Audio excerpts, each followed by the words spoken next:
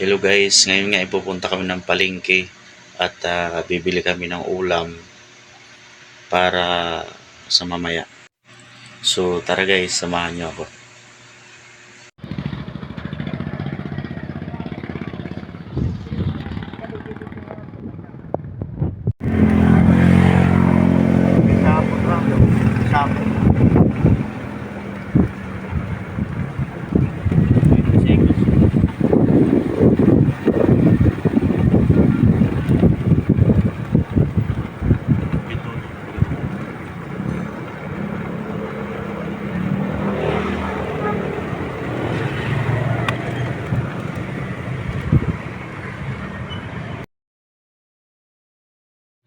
So nandito naman tayo guys sa may Marikina River at saka hindi pa tayo makakadiretso doon dahil under construction pa.